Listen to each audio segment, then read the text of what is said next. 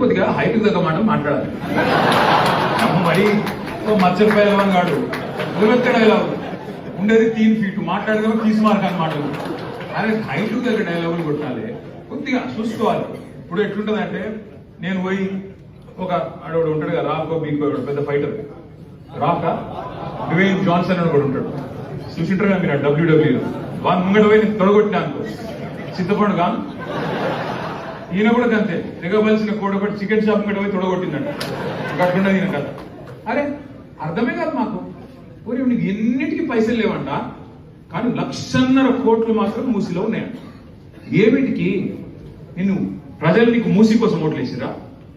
ఓట్లేసిన నల్గొండ ప్రజలు కానీ, ఖమ్మం ప్రజలు కానీ, మహబూబ్ నగర్ ప్రజలు కానీ, వరంగల్ ప్రజలు కానీ, మొత్తంగా చూసినట్టయితే రాష్ట్రంలోని వివిధ వర్గాల ప్రజలు నీకు ఓట్లేసింది నువ్వు చెప్పిన 6 గ్యారెంటీల కోసం, నువ్వు అభయహస్తం మేనిఫెస్టోలో ఇచ్చిన 420 హామీల కోసం.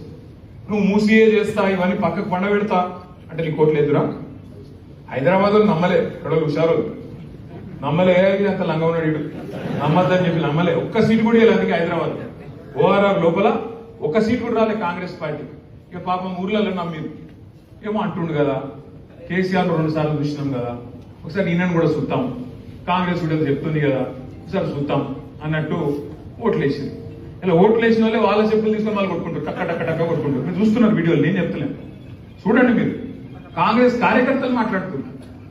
నేను మన బట్టి విక్రమార్క గారి కొడుకు పెళ్ళయింది, నేను పోయినా, ఆయన పిలిచిండు విక్రమార్క గారు, మర్యాద పిలిచిండు కాబట్టి ఇంట్లో శుభకార్యాలు ఉన్నాయి, ఎవరైనా చచ్చిపోయినా అక్కడ రాజకీయం ఏముంటుంది, పోతాం కదా. పోయినాం. పోతే మీరు నమ్మరు నేను చెప్పేది. పోతా అని నాకే తెలియదు గంట ముందు దాకా. మేమందరం అక్క నేను అందరం నాగోల్లో ఉన్నాం. మేము పోయి కారు దిగి మళ్ళీ కారుకి లోపల ఒక 15-20 నిమిషాలు పట్టింది పైకి పోయి మళ్ళీ ఇంటికి రానికి. నేను ప్రామిస్ చెప్తా ఉన్నా, నేను కూడా ఊహించలేదు. ఇక్కడ దిగి మళ్ళీ కారు దిగి వేదిక మీదకి పోయి కిందికి వచ్చే లోపల ఆడ ముఖ్యమంత్రి ఉన్నాడు, మంత్రులు ఉన్నారు, మొత్తం కాంగ్రెస్ నాయకులు ఉన్నారు. కనీసం ఒక 100-150 మంది కాంగ్రెస్ కార్యకర్తలు చేతిలో చేసి, అన్నా వస్తున్నది మీ గవర్నమెంటే, అన్నా వచ్చేది మీ గవర్నమెంట్.